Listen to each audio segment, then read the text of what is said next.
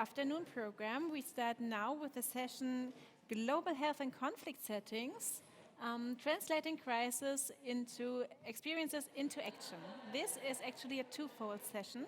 So we will start with a simulation exercise, a tabletop simulation exercise, and then we continue with a panel discussion. For everyone who hasn't met me yet, I'm Katrin Würfel, Head of Community Management of the Global Health Hub Germany, and I'm here today with my dear colleague, Dr. Fahmi Hanna.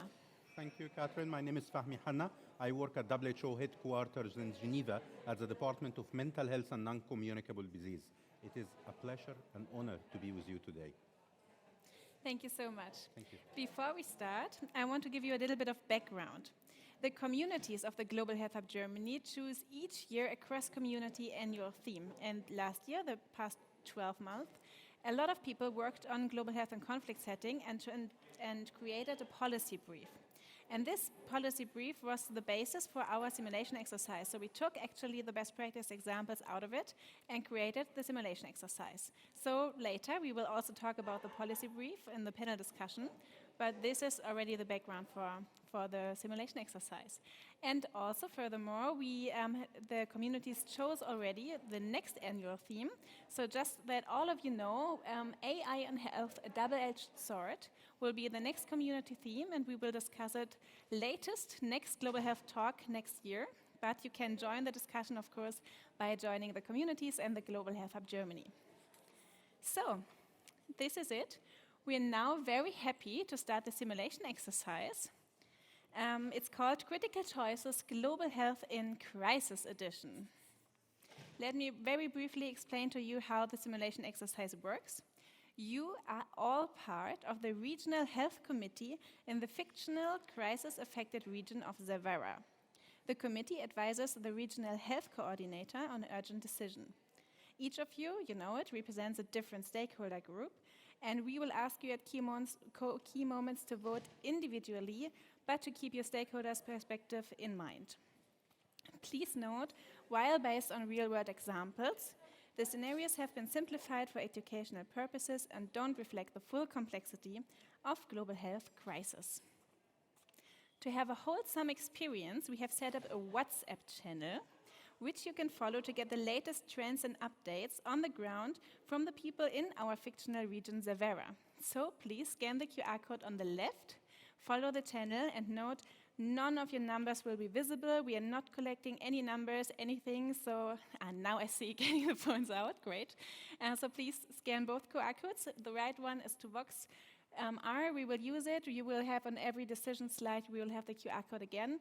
But also make sure to follow the WhatsApp channel now, so you can get all the messages from the people in Zavara.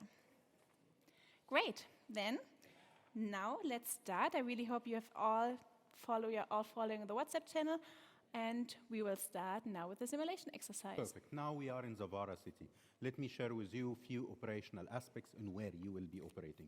You are in Zavara city. Zavara city is in Zavara. So this is the capital city of the Zavara region. Zavara region lies in Zavara land. The city is affected by a decade of civil unrest. We are talking about half of the population, nearly, are IDPs, internally displaced persons. The public infrastructure is badly affected. Vaccination rates, for example, 30%. Widespread disease, limited infrastructure available, huge needs, including, for example, mental health needs. However, the services available are extremely limited, or if I may say, non-existent. Zoom out a little bit. We are in Zavara city, Zavara region, but let's talk about the country, Zavara land. Zavara land once was a peaceful heaven. Zavara land was known to have great culture, great agriculture, great economical situation, but sadly, there are tribal tension, there is political turmoil, there is government existing. However, the government suffer from weak governance system and also limited legitimacy among the population. So currently the region infrastructure, same like in the capital, rest of the country is very limited, very difficult transportation. If you live in rural areas or remote areas, barely you can access any of the essential services, and the effect of climate change is hitting Zavara land already.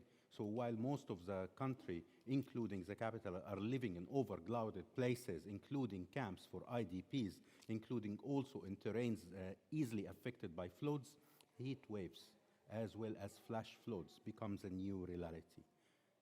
Everyone, as Regional Health Committee team, this is the context rapidly evolving you will be operating in today. All these information can also be found on the data sheet that you have found on your seats. It's all the data about Zavera, you've just heard it, but you can also read it throughout the whole exercise on the data sheet. So, you are now stepping into the role of the members of the Regional Health Committee. This committee is led by Dr. Amina. She is an accomplished global health professional originally from Zavaland, and she has been working with different organizations all across the globe. Has deep experience in emergency response, epidemic control, and health system strengthening. We don't have a sound of the presentation here. I hope it works for the next slide. So let's set the scene. It's the morning of 10th July. So today you are in the Regional Health Ministry of Zavera City. Dr. Amina has just returned home to take up her new role as head of the Regional Health Committee and is greeted by the Regional Minister of Health. Dr. Amina, welcome back. Great to have you back here with us. I hope you are ready to take this assignment. We need you to set priorities. We need you to use the limited resources and lead us through this upcoming crisis, please. Thank you. Within the next weeks, Dr. Amina familiarizes herself within the Regional Ministry of Health in Zavera, with her tasks and her colleagues. Okay, this is Sarah from the Eastern regions, from Beraka. It is the beginning of August, and there is a call from Sarah, a nurse in Beraka. Dr. Amina, this is Sarah from the Beraka Health Outpost. Things are getting worse by the day. We have had 5 pregnant women with severe complications, and unfortunately, 4 of them already died. There is no surgical care, barely any trained staff, and even our basic supplies are running low. The referral hospital is 50 kilometers away, but the roads are unsafe, and our only ambulance is also broken. Please, we need urgent support before more lives are lost. Now, after this call from Sarah, the nurse in Beraka, Amina paused a bit. She is only 3 weeks into her new role and already has to face a serious crisis and respond to. Everyone, colleagues, now it's your turn. Help Amina as Regional Health Committee in taking decision to safeguard pregnant women, to save the lives of maternal and child health care related needs in Zavara.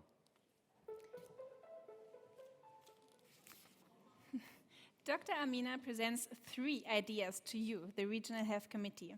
They are based on her experience in other assignments. Would you, as Regional Health Committee, advise her to rather do number 1, train and deploy local community health workers in Beraka and nearby areas? Would it be option number 2, to fix the broken ambulance and refer high-risk cases to urban hospitals? Or number 3, deploy mobile maternal care teams to visit Beraka twice a week? Please vote now. You do have some seconds. Vote if it's number 1, 2, or 3. What would you actually advise the nurse in Beraka and Dr. Amina to do? How to get out of the situation? And we see that quite some people of you already voted.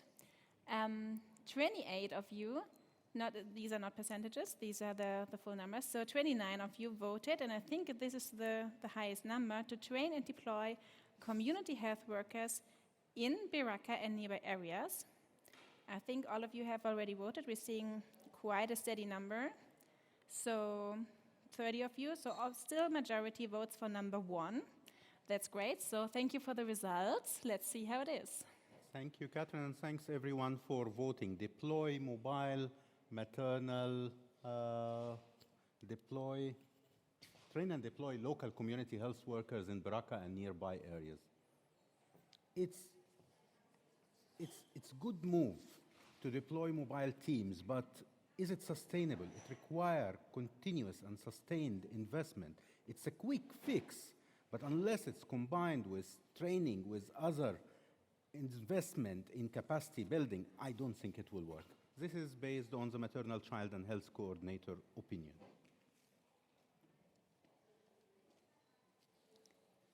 So,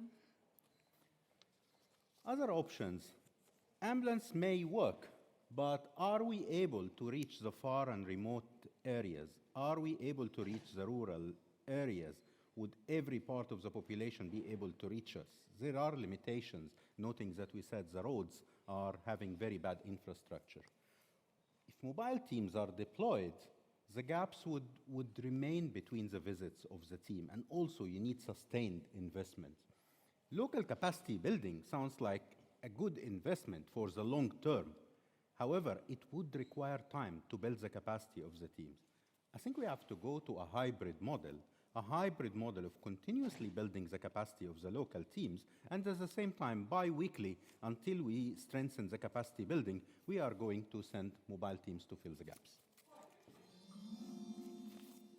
a month later, the training for the community health workers has started. We find ourselves now on September 8th. And now, Dr. Amina has called for an emergency meeting, as you see, at the Regional Health Office, involving all of you together around the table with all of you. We are having Laila, the financial officer, and we are having the primary health care coordinator, Mohammed, and other team members. While the first response in Baraka has shown some promise based on the good selection our Regional Health Committee have selected, including the hybrid model, a new challenge is emerging and time is short to help Baraka. Thank you all for coming on such short notice. You've seen the latest report from Baraka.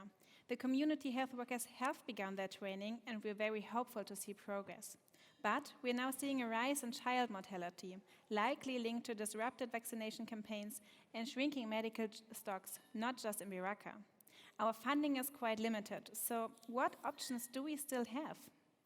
Now I'm Mohammed, the primary health care coordinator. It makes sense. Our deployed teams that we can have, like we had before, can help us with the vaccination quickly. But we are running short. Our budget is depleted. What can we do? Well, let's ask Laila, the finance officer. She says, yeah, you're right, funds are tight. We only have enough to support one mobile clinic for a few months. But we do have some other options. Let me put a few ideas on the table. Okay, now we need everyone your choices again. We have 5 choices, but because of the technical aspects with the software we are using, you need to select each one at once, and maximum 3 options, 3 priorities on how we will do our actions here. So please vote now. Which 3 should it be? You can select 3, one after another. So choose one, go back, choose the second, go back, choose the third. Maximum 3, we're getting there.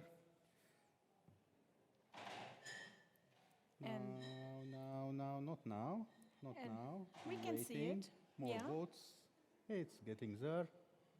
So most of you, voted for the first. Let's look at the results now. So we see now, great, that's perfect. You see now that the first 3 options are prioritized. So now let's move through all those options together. So the first options which you choose, that's good thinking. Partnering with local private sector and NGOs could enable in-kind donations or co-financing of emergency care. But we should move fast, and I hope the high effort for the staff is really worth it. We can have a high budget gain, but let's see. The second one, a lot of you voted for that as well, reprioritizing and reallocating unassigned travel and training budget would quickly free up flexible funds with minimal impact on core operations. But let's hope no sudden emergency arises that would require additional field visits or urgent capacity building measures. So this is what you see there. Then the next thing, you also voted for this one. So the staff effort is medium and the budget gain is even higher. So it is a great idea. It could actually work and unlock new funding. Many people from this region here in Zavara live abroad and remain deeply connected to their communities. So let's start to raise their awareness. And the other option, not a lot of you have voted for them, and I think that's not too bad because staff effort would be medium and budget gain even also only medium. I mean, we could align with neighboring regions and negotiate better prices. So let's see if we do that, but I think the other options are even better. Also, the last slide. None of you voted for that, and I think this is a good option because actually it is a slippery slope. What seems unused now might be essential tomorrow. So we are not very sure if we could really do that. So also the budget gain would be quite low. So still in the time machine in Zavara, and now it's 2 days later. We thank you. We thank your wisdom as the Regional Health Committee. You get us there. I hope the budget we have will be able to cover us in the next few months with our vaccination mobile teams, and even further. It's quite beautiful, peaceful evening in Zavara. And Dr. Amina listening to some music, but looking at her phone as she received a message from her old friend Alex on WhatsApp. Many messages on WhatsApp. Hi Amina, I just heard about this new disease spreading fast here in Cebu City. Transferred by cats. Could Mr. Freckles transmit this disease to me? Moments later, Amina switches on the TV or YouTube and looks on TV, hears some news on GBC, the local channel in Zavara land, about a new disease called cat flu.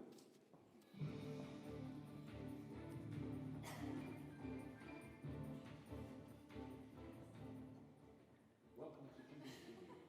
In our special report today, Chief Veterinary Officer Nadine Khan has released a statement describing the mystery illness that seems to be affecting cats in Cebu City. Dubbed cat flu on social media, this illness is serious in cats and seems to be spreading rapidly. Animal health experts and veterinarians in the area have recommended that the government undertakes a further investigation of the matter.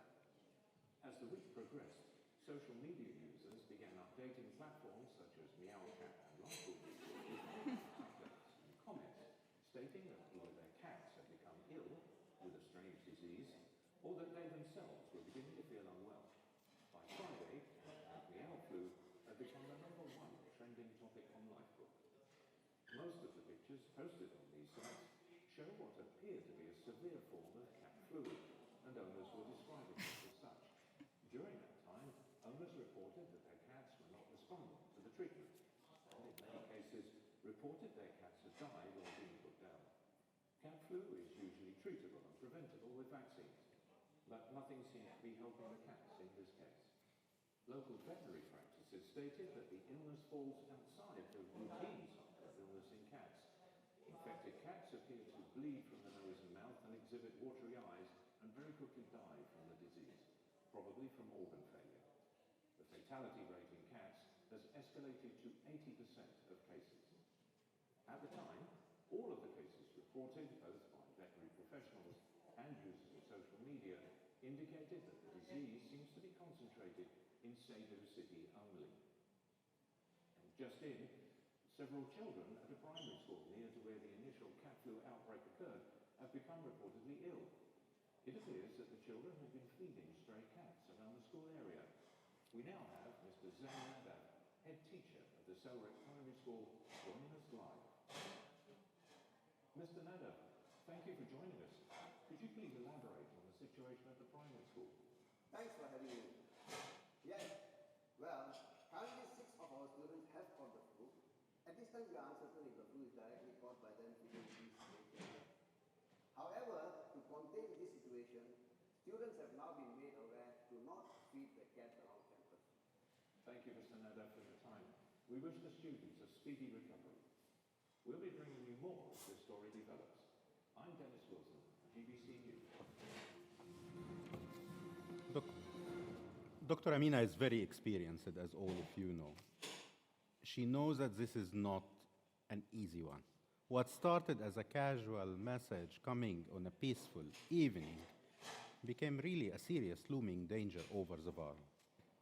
Just at the neighboring city, Sidu, there is also the Katao internally displaced population camp, where some reports about some cases has been mentioned. Amina, no, time to act is now, time to act fast is needed now. All right, let's reschedule and prioritize a field visit to the IDP camp in Katao, near the Seydu border, to really assess the situation. Situation, Catherine, is moving rapidly.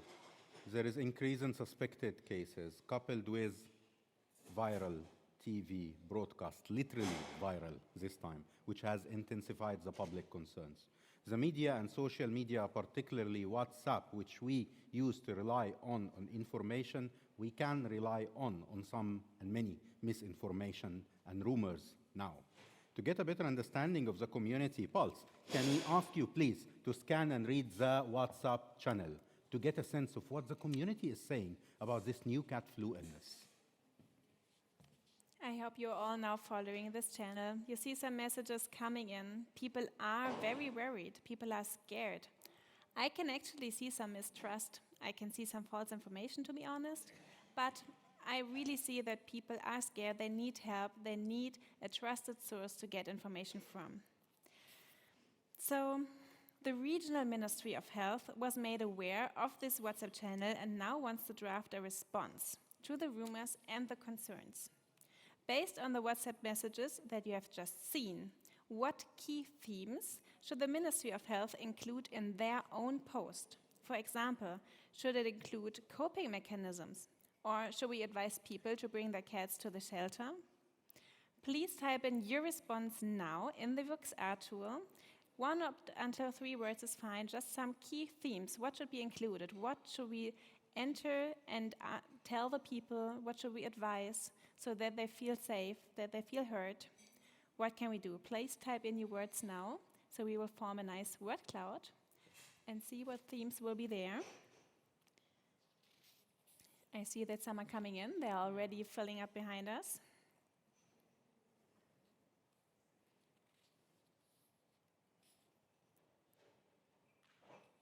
Great.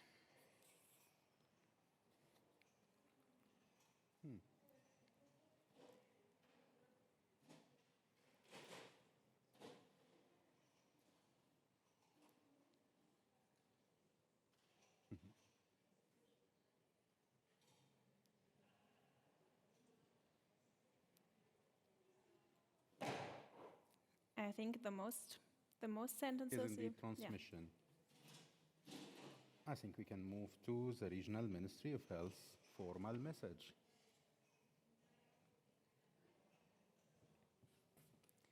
Thank you for the results. I think we can see the message now that the Ministry of Health is posting. Yeah. Perfect. The Regional Ministry of Health, to some extent, agrees with your key thematic areas. Coping is there. During the cat flu outbreak is not easy, but small steps can help. Stay informed through trusted resources, limit exposure to distress media, keep a routine, connect with loved ones. If you notice early symptoms with you or your cat, please see a doctor. These and more information are available on the official website of the Varaland Ministry of Health. I think one of the thematic areas that matches coping, but indeed, if you go to the website, you will find the transmission, the information on information, and frequently asked questions that many of you has included. 3 days later, Dr. Amina visits the health center in the IDP camp in Katao, where suspected cases of the mysterious new illness have emerged. As her vehicle approaches the remote facility, Dr. Amina notices a temporary isolation tent already set up. In front of the tent, she meets the field doctor, Dr. Lee, who shares first-hand updates. And now I'm Dr. Lee.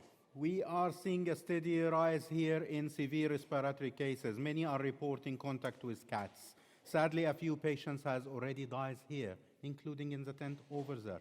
It appeared to be a viral illness, of course. People possibly link it to what's being called the cat flu that we have been hearing about on WhatsApp and on social media and on TV. But we still don't know much about this. There is no lab confirmation. We have set up some isolation tent and begin the classic basic support for the patients, and we hope we can save lives through that. Now I'm in a pause outside the isolation tent, visibly worried. and a bit exhausted. A new illness is unfolding everywhere now, including at this IDP camp. And she knows next steps are critical for saving lives. Dr. Amina says, I need to report this to my colleagues in the infectious disease department. But first, I need to better understand the health situations in this camp here and talk to some people who are living and working here. Time passed quickly. A week later, she is back from the field trip to her office in Zavara. Back at the office, she meets with her colleague, Dr. Ram, the head of infectious disease department, to talk with him about the situation in Katao IDP camps that she has seen. Dr. Ram, what do you know already about cat flu? And considering our limited resources, do you have any evidence-based recommendations for us what to do now? I mean, I'll be very frank with you. From my position here, what I have heard that Katao refugee or internally displaced population camp is not the only place where we see cases of cat flu. We have quite few other health centers. Hospitals are reporting cases. This is the official information we have. We think it is widespread in the community much more than that. I've put together all available information in a simple fact sheet that I hide below your chair. It's not under the chair, just below the chair. Exactly. Yeah, it's there. If it's not below your chair, somebody from Cebu City have removed it. So far, we know it's a novel viral respiratory illness, likely zoonotic, linked to contact with stray cats. Symptoms include fever, shortness of breath, severe fatigue. However, there is no available diagnostic test and no confirmation on incubation periods. Everyone, I'm Dr. Ron. I need the help of my regional health committee. We need to select one of the response strategies now that we should prioritize. Regional Health Committee, help us please, based on the data, based on what you have seen, based on the videos, based on the social media. Tell us what to do. Awareness campaign, antibiotics, or cross-border alert system? So please choose now. What should it be? 1, 2, or 3? Please vote now so that we can see what to choose. We already see the results here. Oh, it's 50-50, so all of you who have not voted yet, your vote is counting. It's quite close, actually, to set up a cross-border alert system or to use the awareness campaign materials from COVID-19. It's still super close. Let's wait a few more seconds if we can see what to do. But I hope most of you have already voted. 53 to 47. So that's a good one. All of you have voted, I guess. So then we go with the setting up the cross-border alert system. This actually is also the most preferred choice. Dr. Amina calls a colleague from the WHO, who she knows from her last job, to get some feedback. And she also says, yes, a cross-border alert system would enable real-time data sharing, better resource allocation, and faster containment. It also strengthens long-term surveillance, and the infrastructure would be there. It may, however, take time to negotiate and operationalize.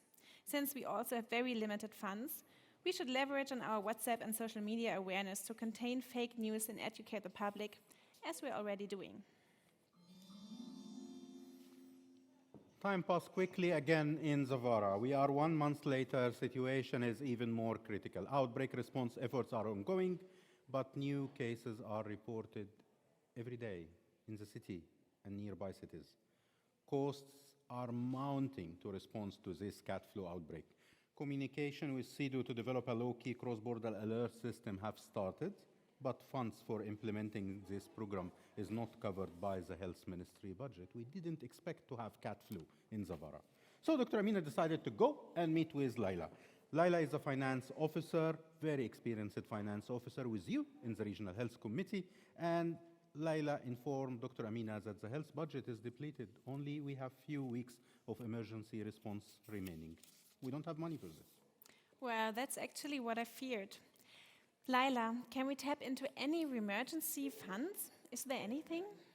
I think I may be able to reach to ZERF, ZEERF, the Zavaland Epidemic Response Fund for Immediate Cat Flu funds. But this would not cover setting up the cross-border surveillance system. Perhaps we can upgrade one of our systems to a full digital online surveillance system. I mean, we can upfront the payment, but that will cover cost in the short term. She has heard of grants from tech companies working in crisis response and will prepare documents to apply for a grant. Oh yes, that sounds good. We definitely need both.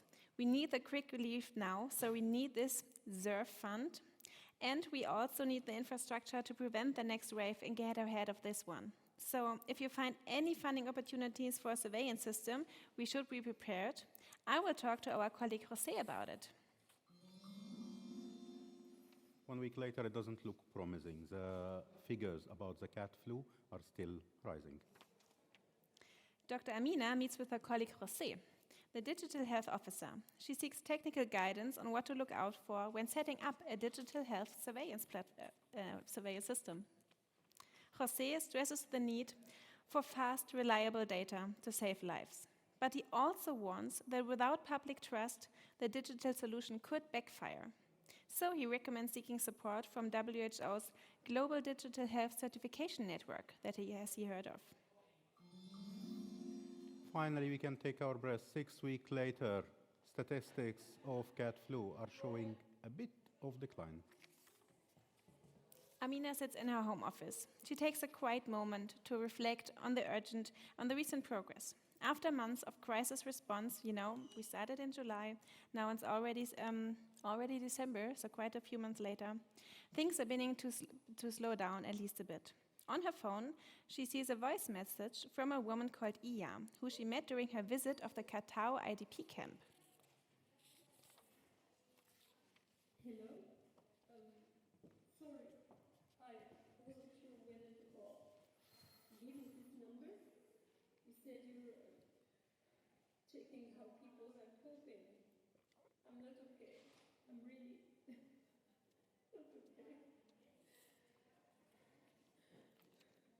I work at the small veterinary clinic near the camp, serving livestock on the farmer just down the road near the old pharmacy.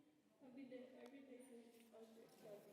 My cats in the street, most of them are gone now. He was scared. I was here. The street no park. Last week, a boy from the camp left a kitten under the door. She was freezing. I named her Luna. She died in my arms the same night. It was warm and then she was. People keep saying you're cursed. They avoid me. They say I bring the sickness. Someone scratched a sign on my door. I didn't see it.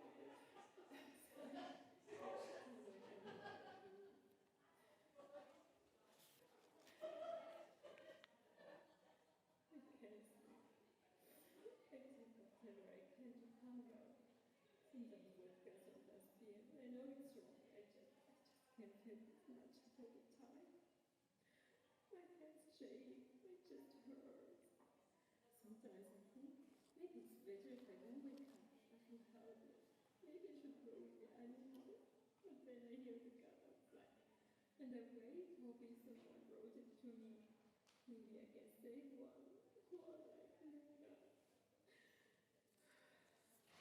Please, don't tell anyone I said these things. I'm scared. I don't want to break the bank. But I need someone to hear me. I just wanted someone to hear me.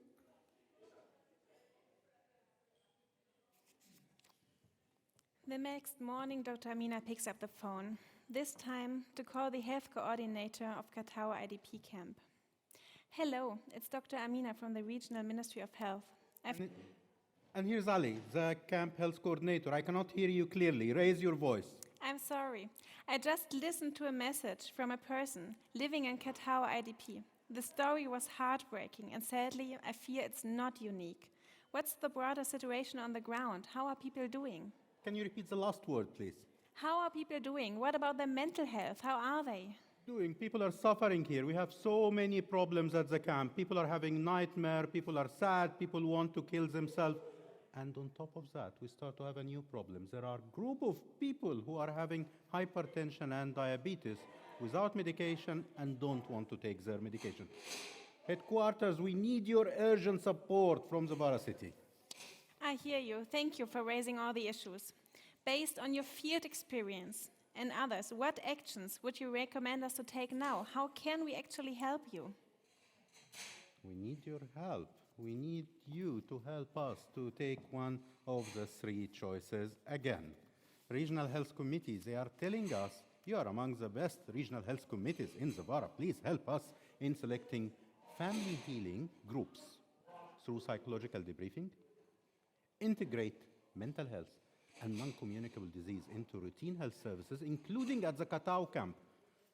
And the third option is establish a referral hub with a specialist in every village that need help.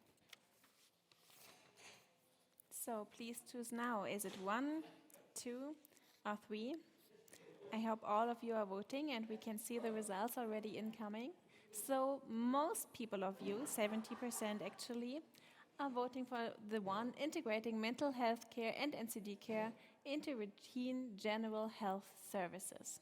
So I think the numbers are quite clear. We go with that option and let's discuss it a little bit. Thank you for the results. We can see the option now. And actually, Dr. Amina agrees with the camp health coordinator. It is a smart move to leverage the existing systems to strengthen the resilience and support sustainability. But let's also ensure that the frontline staff is not overwhelmed by this added load. So, according to your decision of all of you, the camp inhabitants will now be able to seek specialized care and consultations as there is a person being able to do that. So, Dr. Amina reaches back out to Iya. Iya, thank you so much for your courage in reaching out and for trusting me with your experience. I am so sorry for what you've been carrying alone. I want you to know you have not been forgotten. We are actually starting also a community-based support circle in your area. Safe spaces led by people like you, where stories are heard and healing begins together. Also, we've added mental health support into the clinic's daily routine, so you can check in next week without drawing attention or feeling ashamed. You are seen, Iya. You are not alone. Novaji Filuva, Happy New Year, Zovaland. Now you learned your first Zovalandish language sentence. Happy New Year, everyone. The new year cannot start on a better note. We have great news. We have secured a grant from ZEERF. We have funds now to create our own Zoverlandish digital health surveillance platform to cope with cat flu and any upcoming or any other health situation, aligned with support from WHO Global Digital Health Certification Network. We can now build secure data, communicate with health center automatically, and understand about the ongoing cat flu outbreak. Well done, team, and thank you so much. Taking the time machine and moving to May 2026. Just when it seems Zavara was stabilizing, nature strikes again.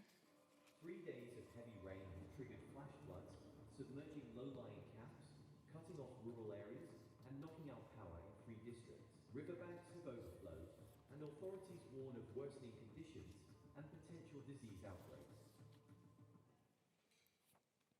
In response, Dr. Amina convenes the Regional Health Committee. Again, there is a new emergency happening. Thank you all for coming again on such short notice. It is great to sit together with colleagues from all of you, from different stakeholder groups, people from the departments of health, social welfare, environment, fire. We also have representatives from schools sitting right there, and the public utility company. It's great that you're all here. The floods are escalating faster than expected, and the risk of secondary emergencies like disease outbreaks or even new conflict is real. Before we start new measures, let's review our past decisions. What has worked, what has not, and how we can build back stronger. So, now is the time to reflect. Have our past decisions truly strengthened our readiness for the next emergency? take a moment to discuss with your colleague next to you before you vote. Please take a moment to discuss with the colleague next to you and then vote afterwards with a yes or no if you believe our decisions have built a stronger, more prepared system, or no if you think we haven't. You see in the pinboard the ideas that we have chosen. And now, let's discuss a little bit. We'll give you 2 to 3 minutes, and then you can vote.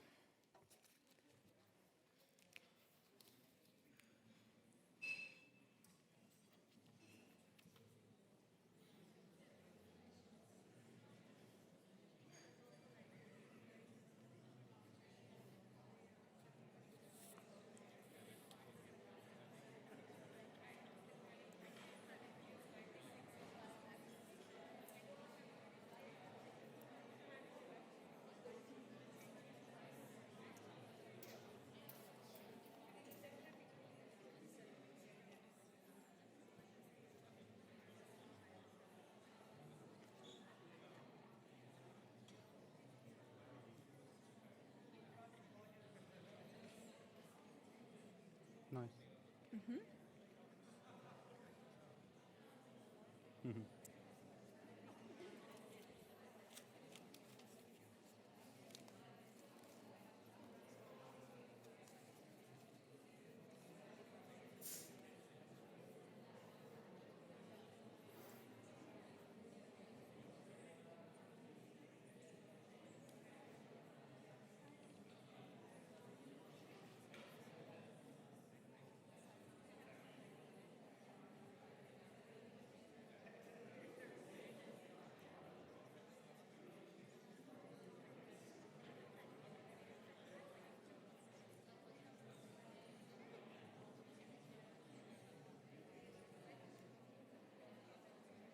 Very good.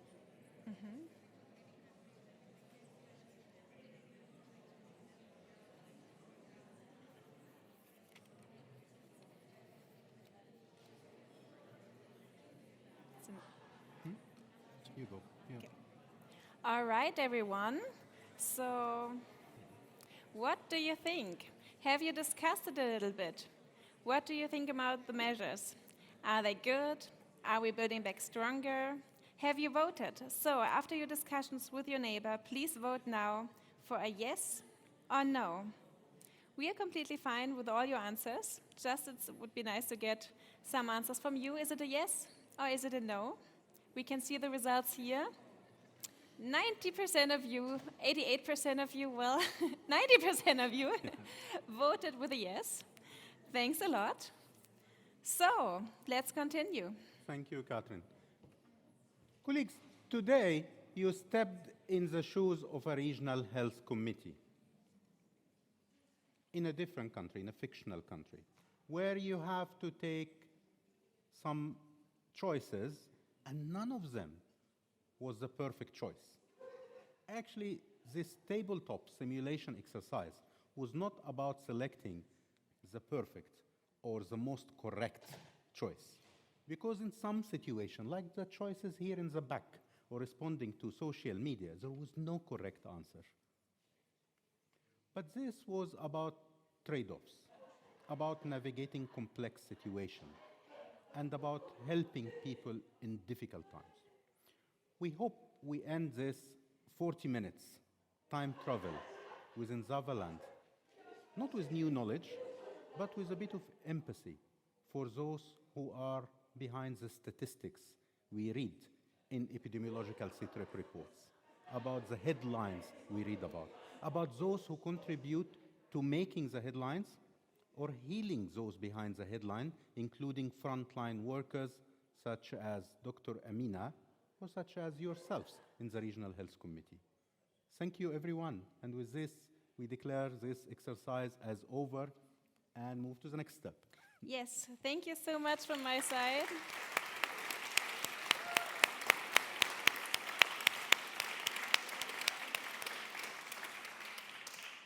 Thank you very much for engaging with the realities of global health. Also, special thanks to our colleagues Okbediojo and Maya, who are not on stage here, but you can see her on the nice group photo on that side. So, yes, thank you very much. We now go over to the panel discussion. We just move some tables here to the front. Yeah, And let's then, do that together. let's invite that. you. Do we need to move the tables, or shall we leave No, it it's as okay it like is? this Yeah, I as well. think it's okay. Okay. Thank you, Catherine. Thank you. I would like to invite Franziska Uribe and Hanna Qadi and Thorsten Schroer to join me in the panel, please.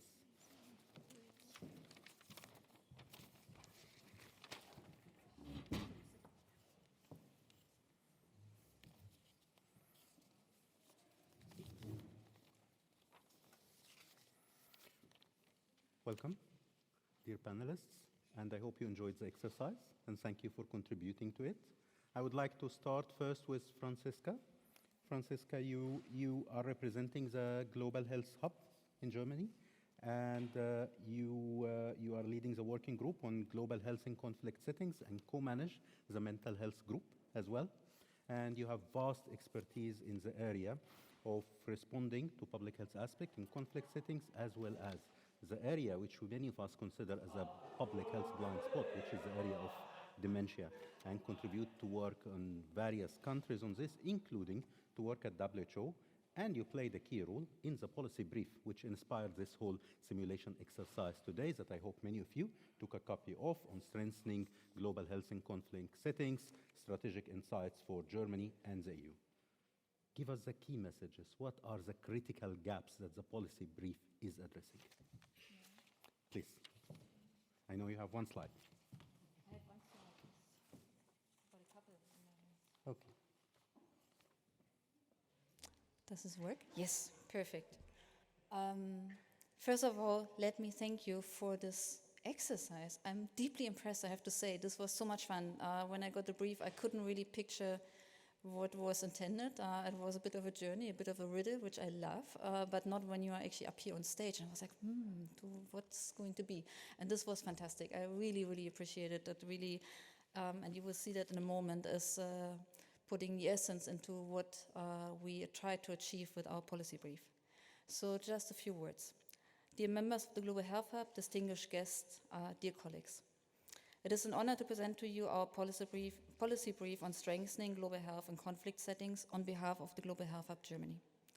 This policy paper is the result of a collaboration across 7 different communities and led by our hub community on global health and migration and my esteemed colleague, Dr. Sonu Bashka, who can't be here today. So please bear with me if I'm not the expert on everything that is said there, because it is really a team effort. I'm just a representative. Right now, over 120 million people around the world have been forcibly displaced from their homes. Millions more live in fragile and conflict-affected areas where daily life is marked by insecurity, instability, and fear. In these settings, health systems and cards often collapse. Maternal and child deaths rise sharply. Infectious diseases, cat flu and others. Mental health needs surge, yet often go unmet. This policy brief offers clear evidence-based recommendations for addressing the most urgent health needs in conflict settings. And it comes with a strong call to action, especially to German and European policymakers. Now is the time for bold leadership. So how do we move from recognizing the problem to solving it? We start at the system level, in red, by strengthening the very foundations of healthcare in crisis settings. 2 priorities stand out from our point of view. First, we must enhance emergency preparedness and ensure continuity of care, even when systems are under extreme pressure. This means having plans, supplies, and trained personnel ready before disaster strikes. Second, we must prioritize real-time needs assessment in conflict zones. That means using timely data to understand what people need, what they need, where they need it, how they best have it delivered under rapidly changing conditions. And we just had the perfect exercise to put ourselves in those shoes. However, systems alone don't save lives. Services must reach people where they are, often in the hardest to reach places. We saw that with the flood just in one of the last pictures. That's where our specific recommendations here in orange come in. 1, we need to expand mobile and community-based healthcare, Trained local health workers, supported by mobile clinics, can bring essential services directly to displaced populations and conflict-affected communities. We saw with the roads being closed, that is an issue on its own, but we can elaborate in a minute. 2, it's time to scale up digital health solutions to ensure cross-border health and vaccination records, for example, for displaced persons. And 3, we must fully integrate, and I'm standing here as also a representative of the mental health group, mental health into essential healthcare during conflict. Mental trauma doesn't wait, and healing must be part of the response from day one. Together we can protect the most vulnerable. We can strengthen healthcare systems in the most fragile places. And we can help to ensure that no one is left behind, no matter where they live or what they have been through. Thank you. Amazing. Thank you, Francisca. Francisca, well said, and I want to share with you that this resonates with a lot of what my agency, the World Health Organization, emphasize in emergencies. I give you one statistics from the UN Disaster Risk Reduction.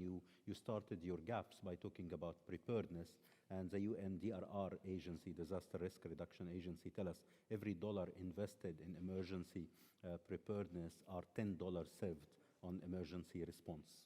And when it comes to mental health, and thanks for mentioning that mental health in emergency, 1 in 5 people affected by emergencies, 22.1 would have a mental health condition. So what we saw in Zavara is not an exception or not an extreme.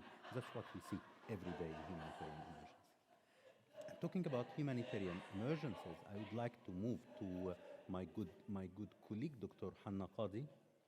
And Hanna is a Syrian German surgeon and specialized in emergency medicine and surgery, and based here in Berlin.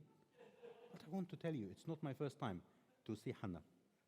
We met before and we worked together in the field at the peak times of the Syrian war in 2016, when there is no shelter, when the fights in Aleppo were going street to street, when at that time the fights was only few kilometers from the WHO country office. Hanna, tell us about that experience, how it links to the simulation exercise we all played today, and give us, from your experience in Aleppo or in other places you worked at, what trade-offs do humanitarian actors do when prioritizing limited resources, such as limited human resources, especially healthcare workers, across multiple health emergencies? How do this compare to dilemmas we hear today in the Zavara story? Yes, thank you very much, Dr. Fahmy. And also from my side, it's a big pleasure to see you again after all these years. And thanks for the Global Health Hub for the invitation and for bringing this important topic into discussion. So before going into trade-offs, I want to, and we face this in the simulation, I want to define two groups of humanitarian actors. The first, the group that is working in the field and facing like a life and death decision on daily basis. And they have, for example, to decide between two patients, which one should get the only blood bag that they have. And the other group that they are behind the scenes and they are dealing with the reports, dealing with the donors, or trying to get funds and even managing some donors' expectation. This group also has some trade-offs that they need to decide during the response. So for example, as I said, the first group has to decide in the field, and the other group has to decide between, for example, a short-term project that covers a special geographical area, or to push for a long-term project that covers bigger area, more people, but needs to come too late. So the trade-offs are not only in the field, but also behind the scenes. It sounds similar. I mean, they are similar from complexity, but they are different in nature. And I will give some examples, as you mentioned, Dr. Fahmy, about from working in Syria, in Aleppo before. We had to decide sometimes, and I remember this situation, we had to decide of sending one oxygen generator either to an operating theater or to a newborn unit. This is not an easy decision. Or another time we had to stop a vaccination campaign in an area because we don't have enough staff anymore. Or myself, when I was working in emergency room in Aleppo, in a hospital, I had to decide between two critical patients, which one should go into operation room. And you know what is the consequence about the other one. So it's a big decision, and we have faced this in the simulation today. Not that complex, but we saw some questions were about taking decision in the field, and some decisions were about taking decision for strategies, for bigger, let's say, the direction or the orientation of the project. And that's what I meant in these two groups that we need to decide. I want also to mention that these kind of decisions are not only medical, based on medical indication. They are more than that. I mean, they are like political, ethical, even emotional. Yeah. And this is what make us decide between these trade-offs. Thank you, Hannah. Thank you so much. And I think it was a correct name, Catherine, indeed, a good fit to call the simulation exercise critical choices, because that's what you do during emergencies. And I remember in Syria, when we started working, even during the Iraq response, because there was Iraqi refugee in Syria before the Syria war erupted in 2011, we were not able to integrate mental health into primary health care. The level of integration at that time was zero. I was working as a technical officer in Damascus time at that time, and we failed. But when the war happened, paradoxically, we managed during 12 years of war to integrate mental health into primary health care in more than 180 centers, just like Zavara today, when they took the decision to integrate mental health into general health care routine settings, because the need emerged and people has to come together. Hannah, thank you. I move to Thorsten, and thank you so much for being with us. You are a paramedic, you are a D minor, you work with CADOS, and you have years of experience in some of the world's most difficult contexts, wearing multiple hats, including being the head of mission of your organization, places like Ukraine, places like Gaza, you have worked before. Can you please tell us, from your vast field experience, practical lessons that stand out for delivering health services in conflict settings?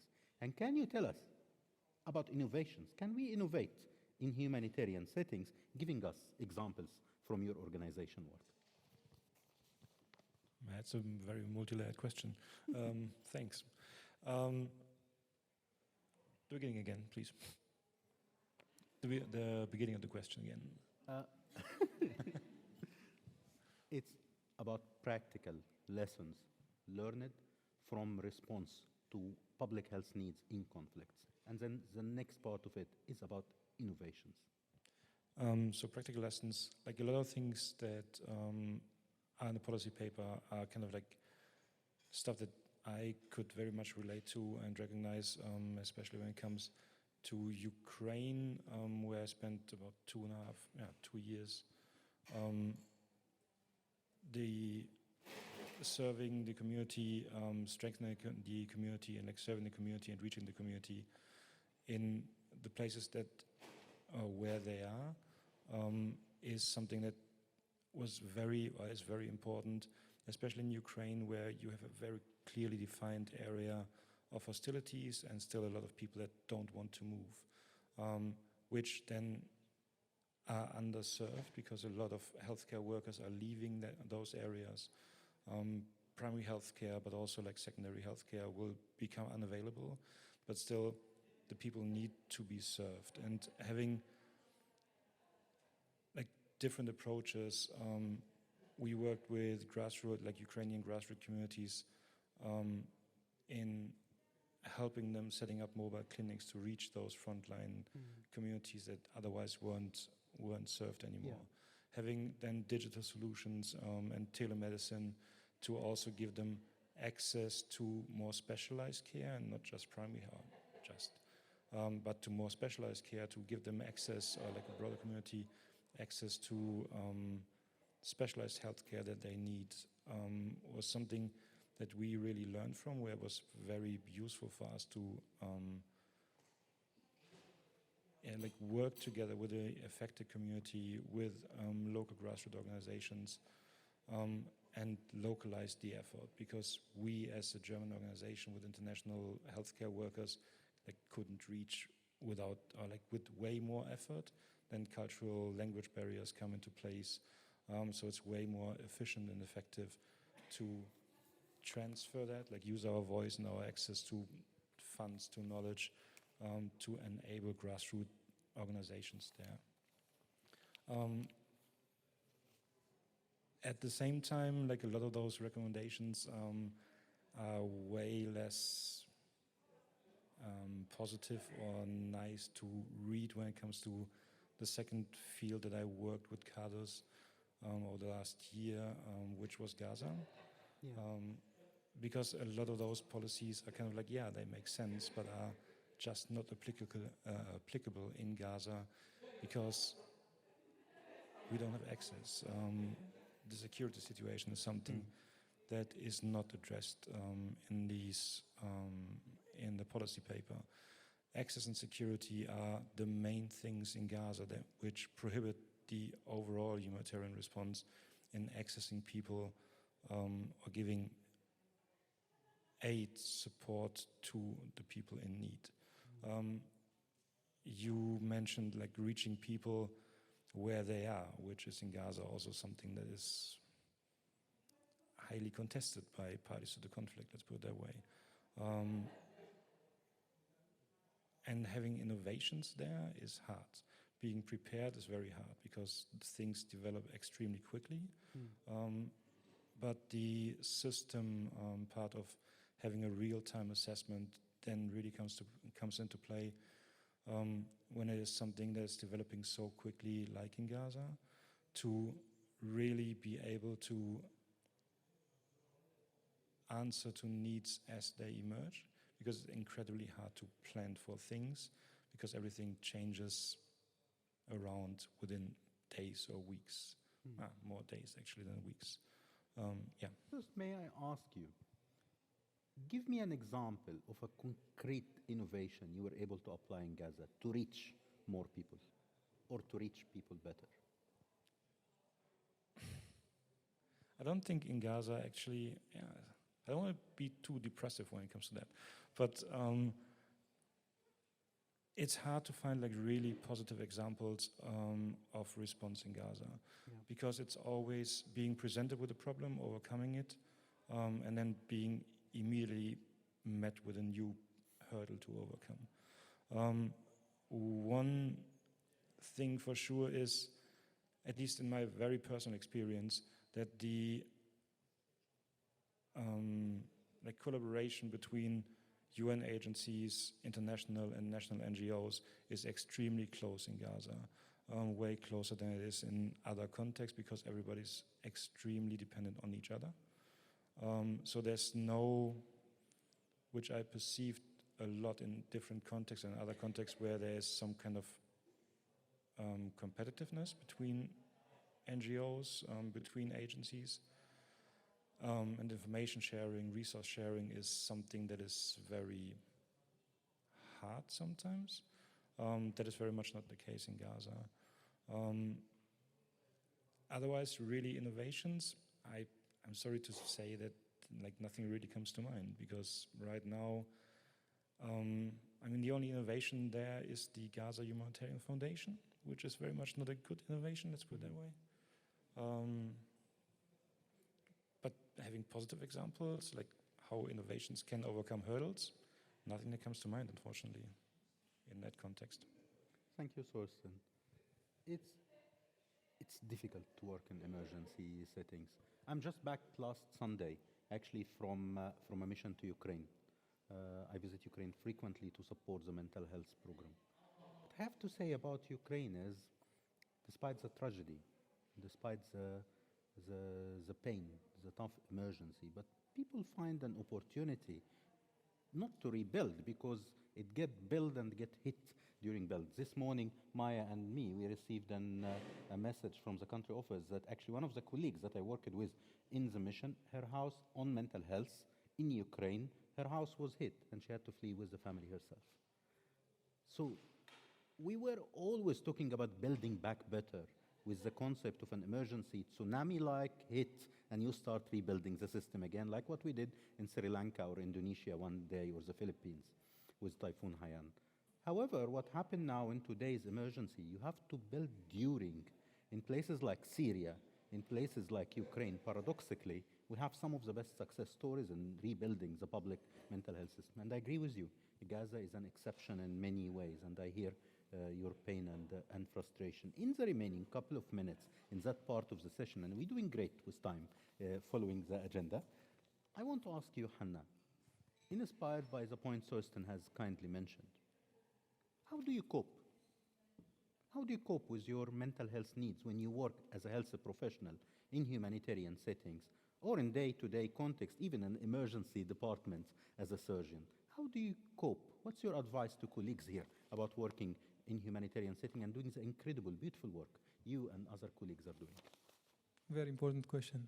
Thank you. Before going into coping, I would like to talk why we need to cope. Why do we need to cope? It's a difficult situation, yeah. Let me focus more as a health worker. It's a difficult situation, difficult circumstances, but unfortunately there are some things happening that they shouldn't happen, like attacks on healthcare. Yeah. And this is one of the big stress that health workers suffer from when responding in conflicts. And that's what leads to let the health worker leave the country, not just because they don't. Let me talk more about Syria. Like my colleagues, they left Syria not because there is low salaries or the weak infrastructure. They left the country because they start being targeted. They left the country because hospitals are bombed, or ambulances being stopped at checkpoints. And the next point would be because the big psychological stress that they are facing dealing in this situation, working under pressure, no rest, no one is taking care of their mental health, no one is offering support, and there is no time to offer this support. And here maybe to mention about this, there is difference between the psychological stress for an international health delegate and the national or local health, let's say health worker. Yeah. I mean, they are both working on the same circumstances, both having this stress and the hard context. But there is difference. The international colleague that is coming to support, he knows that there is an end of his mission. Yeah, he has insurance, he has evacuation plan.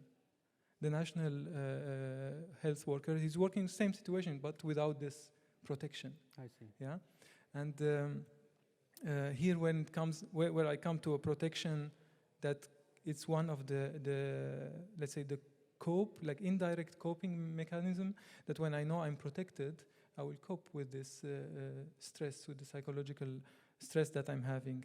And protection, I don't mean when I have a guard standing at the front of the hospital that with his weapon and that I feel safe. No, I mean in protection, I mean more than just like that. I mean like when I know there is safe access to facilities. As a patient, I can, as a medical worker, I can pass through checkpoints without fear, where I know that if I need some support, there is a place where I can go. I mean, in terms of mental support, there is a place where I can go, there is a number, there is someone who can support me. Or more important than this all is when I know there is a real consequence when an attack on healthcare facilities happen. And because if we are helping or supporting, if we're not supporting the people in the field working in the health system will collapse.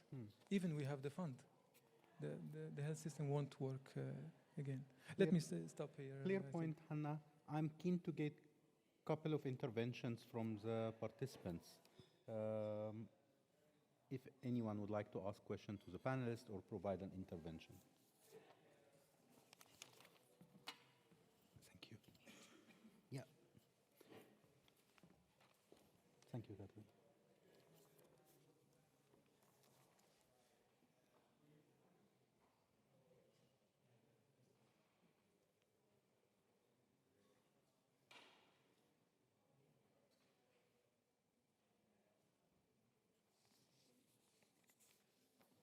this one works. We can start here and then afterwards the other one, if it's okay. Now it works. Now it works, yeah. Thank you. Majdi Laktina is my name. Thank you so much for the panel. I just have first, I would like to bring attention that at least what we can do here, first to show some gratitude and thank for all the healthcare workers who we lost while they were trying to serve and give support to people in need. So there's something I'd like to bring attention to. And the second thing, thank you so much, Thorsten, for your honesty. And I'm just wondering, what can we learn from the case of Gaza? I know it's super hard to get any positive things from the current situation that has been going in Gaza for the last years, but the point is for me, like, what can we learn and how can we avoid this in other contexts? And the question is a general question for everyone. Thank you. Excellent. I would propose we take the other question and then start with the question from all the panelists. And we will start with you, Thorsten. We have two questions here. Hi again, Veronica, a freelance researcher. Very different question, referring back to Dr. Ariba's presentation in the beginning. I think that digital solutions can play a huge role, but I'm wondering at the same time in emergency settings such as Gaza, but also Ukraine, or where people have to flee, how do we keep records if devices get lost and break, and if the infrastructure, I know it can be set up quite quickly with satellites and whatnot, but there is practical blockages to it, and if the panel could give an example of how in a sort of very acute emergency situation the accessibility to digital data would be secured. Thank you. Thank you. Great question. Thank you, both colleagues. Yeah, thank you very much. My name is Hans-Jörg Lang, a pediatrician working for Alima and Heidelberg Institute of Global Health. So thanks a lot for the impressive feedback from Gaza and Syria. I have maybe some experience in Eastern Congo and the Sahel regions. And the security situation you describe in Gaza is obviously terrible. But we then also need to think about other conflict settings and chronic conflicts, like in Eastern Congo, the Sahel, where we still can reach vulnerable populations, but with difficulties. We also need to consider that we now have an epidemic, mpox, in Eastern Congo and conflict, and the threat of filovirus epidemics. So there are very different conflict settings and challenges for populations. And I really liked how you mentioned our national colleagues working in emergency situations day by day, because they are actually doing the bulk of the work. Yeah, thank you. Over. Thank you so much. Catherine, if I may, I suggest we get responses from the panelists and then get another round of questions if we have time. Thorsten, floor is yours, please. Let me respond to the question about what to learn. I think first of all, we are way done from learning because it's still ongoing. Yeah. I think the most important thing, it sounds a little bit like preachery, but I think the most important thing really is to learn that we need to do advocacy for upholding international humanitarian law, upholding a rule-based international working relationship, that we are not accepting a new normal, but keep pushing back, because at the end of the day, most things that we are facing right now in the response is problems in politics, and it's a policy thing, because we start to dehumanize one side or the other.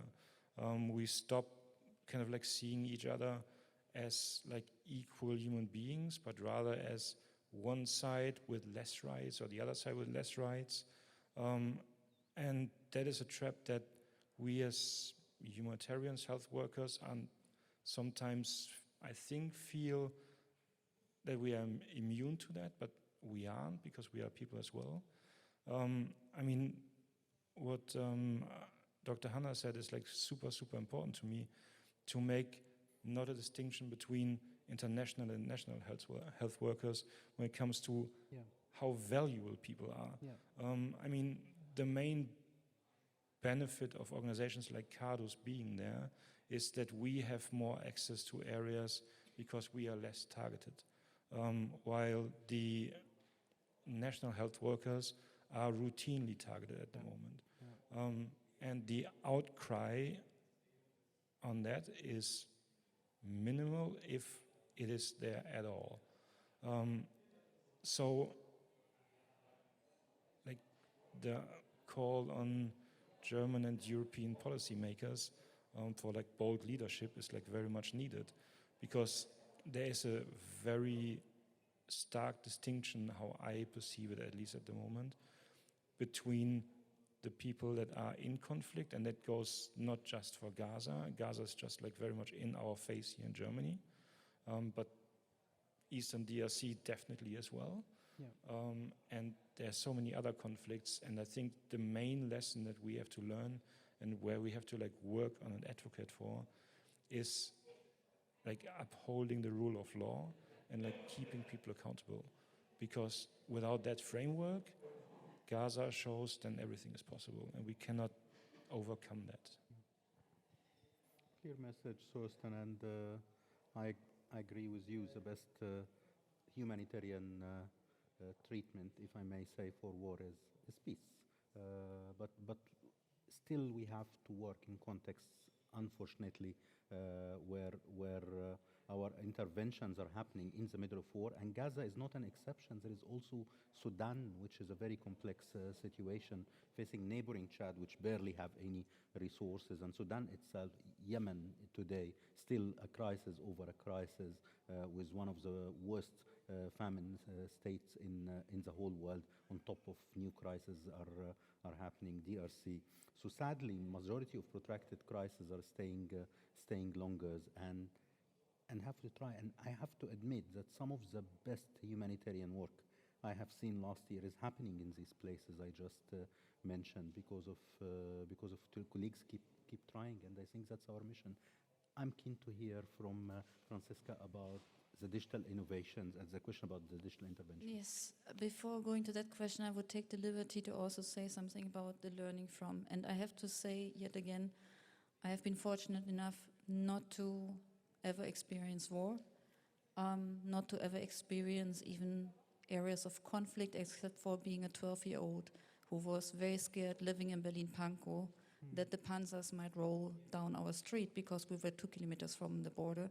And yes, there are these happy stories about the reunification. I'm certainly one who is a big benefit, it was a big benefit for my family in terms of enabling the education to becoming who I am nowadays. I would have never seen an international platform in my life without the border, the political changes. But this is probably the closest I ever came to feeling and fearing war.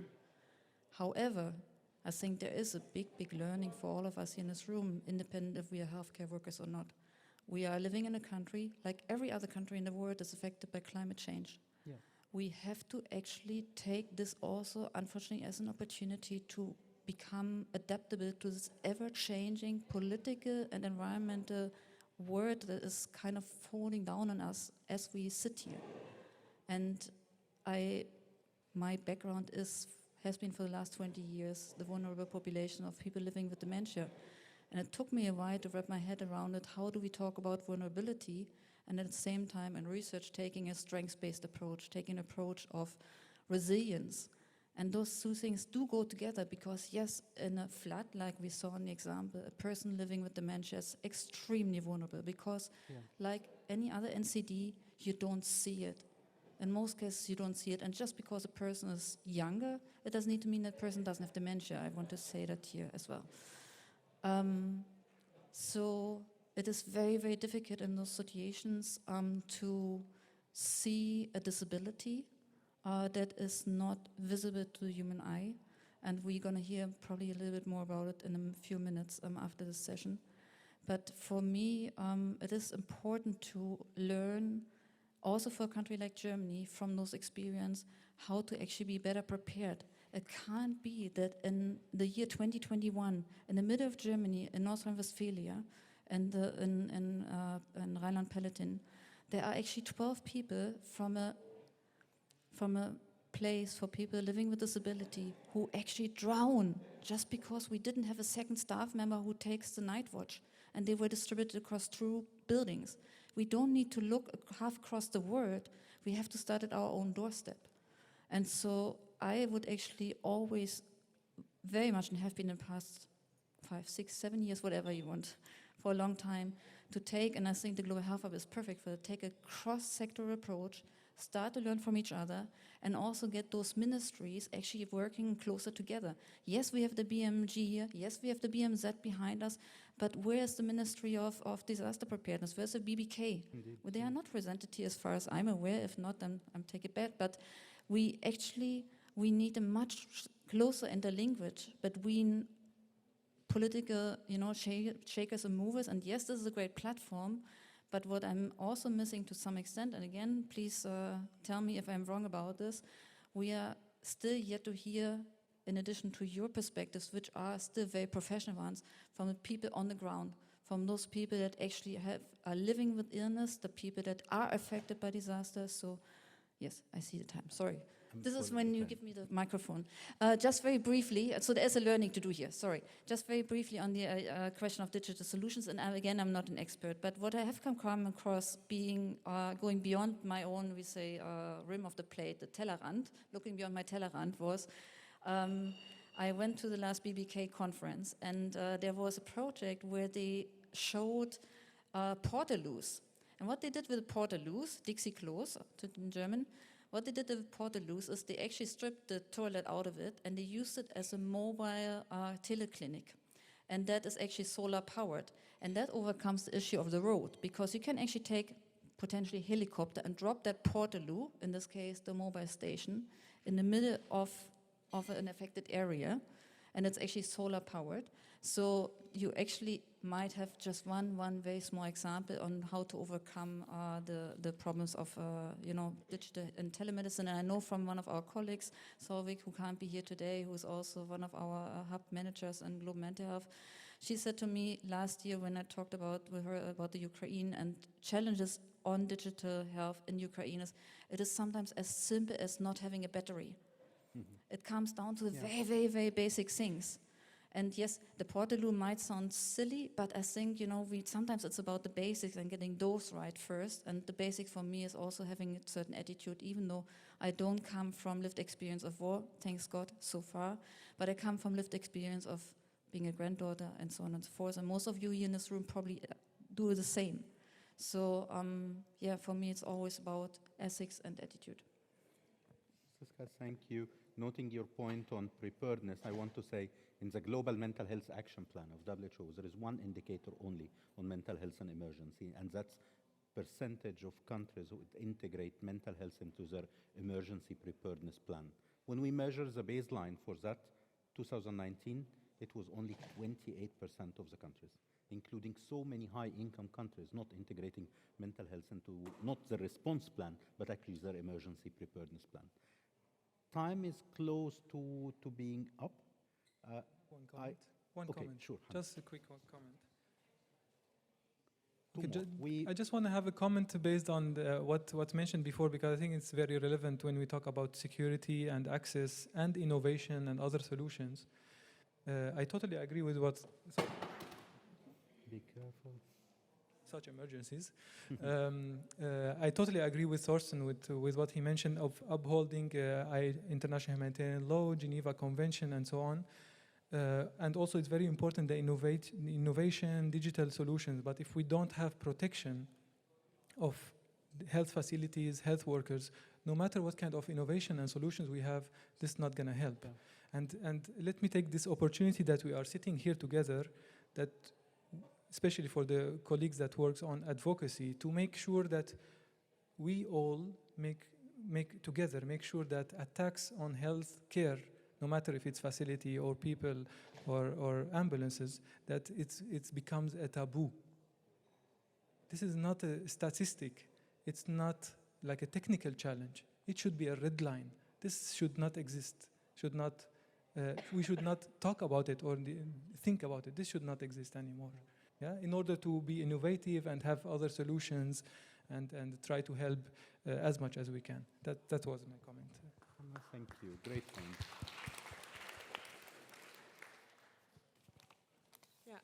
Thank you very much. Hi, I'm Larissa. I'm a medical student in Berlin, and I want to bring young people into the discussion of conflict settings, because nowadays in Germany, young people worry about war in Europe, and I would assume everywhere else in the world, and rightly so, because young people are very much affected by war because of disrupted immunization programs, malnutrition hitting the body harder if it's a younger body than an adult body, disrupted educational and health system, everything.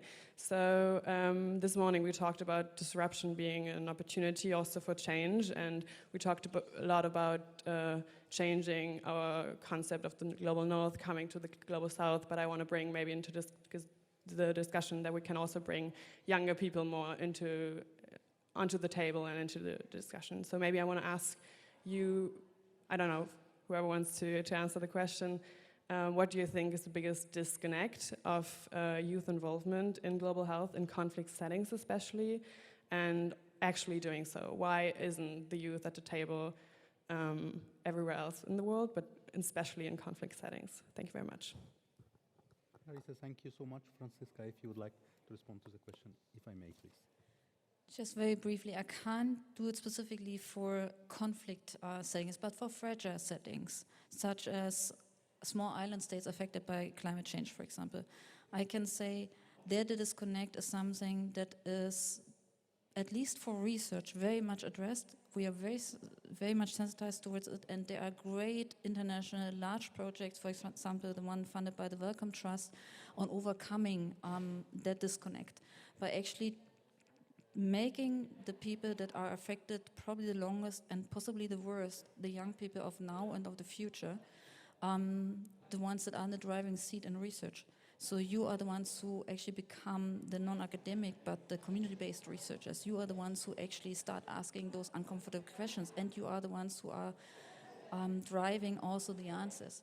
And so there is a big shift, at least in research, towards much stronger collaborating with those affected by, those big global questions. So I wouldn't really sign too much off on the large disconnect. I would say we are taking steps, maybe not baby steps, not giant steps, but something in between. We are taking first and important steps towards acknowledging that divide and trying to overcome it as much as we can. And I think, again, this forum is perfect for it because we have different stakeholders sitting here. You can always participate and roll in those communities of interest that we are representing here. And make your voice heard, and potentially not just heard, but actually start coming up with solutions together with us. Thanks. Thank you, Franziska. Catherine? Okay. Hi, everyone. Thanks for your patience. Stephanie Johansson from Doctors Without Borders. Thank you for the rich discussions. And we second all the comments by our colleagues from CADOS. Just last week, we mourned the 12th staff member who was killed just waiting for an aid truck in Gaza. My question is actually to Franziska and the Working Group on Global Health and Conflict Settings. We saw that sexual and reproductive health is not mentioned in the paper, even though we see it as life-saving care. And how do you see Germany's role in making sure that again, when there's funding cuts, sexual and reproductive health is often the first on the chopping board? How do you see that role? That would be great. Thank you. Thank you, Stephanie. Question on reproductive health to you, Franziska. Sorry, this is exactly the moment I prepared for saying I'm not the expert. This is a team effort, and I'm happy to say there are other team members here in the audience, and please come and see me afterwards, and we are going to point you towards them. I'm sure we have representatives here, for example, from the Global Health Hub on Women's Health, which I'm sure is super, super happy to get engaged with you, but I'm not the right person about this one. Ask me anything about dementia, and I'm your person. Before we wrap up, I'm keen to hear from our panelists, in one sentence, from each of you colleagues, key message, key learned lesson from the simulation, from the discussion today. Key take-home message for everyone, in one sentence. I have to start, yeah, I'm great. For me, I think it's really the key message is like there's not a simple solution, a simple answer, but it's always like a weighing benefits versus the opposite of benefit, and then making an educated decision. I agree. That's a good one. Thank you, Thorsten. And I would say support the local communities, either in as person in training, capacity building, but also as infrastructure, like rebuilding or rehabilitating the infrastructure, because this gives hope. I'm not a one-sentence person, in case you haven't noticed. I find very much reflected what I believe is the biggest benefit of coming here together, and I saw it reflected here again today, which is, I think, many good questions and even more so many good answers are actually here in the audience, and not so much with a few panelists representing somebody or something here on stage. Yes, we are experts in our own rights, in our experience, but I think I have, for example, really have learned so much over the past few years being part of this community. So I would like to play it back to the audience and say thank you for letting me learn today and in the future. So thanks. Thank you, Franciscan. And from my side, I think a closing message is about taking care of the health and mental health of responders during humanitarian emergencies. I want to thank you all for your participation in the exercise, and sorry for all of those who may find the exercises heavy. It's a glimpse of difficult choices and background ideas, like what we saw here happening on the side of the screen about difficult decision to take during a response. I thank all colleagues from the Global Health Hub who allowed us in WHO to work with you as one team to deliver this exercise, and I think we all deserve some coffee break. Thanks, everyone. Thank you.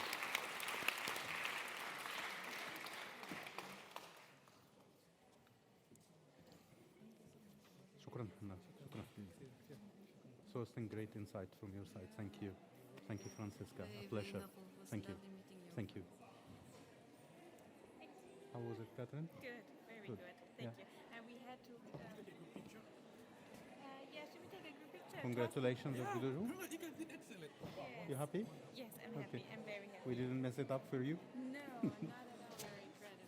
That Was it good? really well. Yeah, thank you, Maya. Thanks for all your help.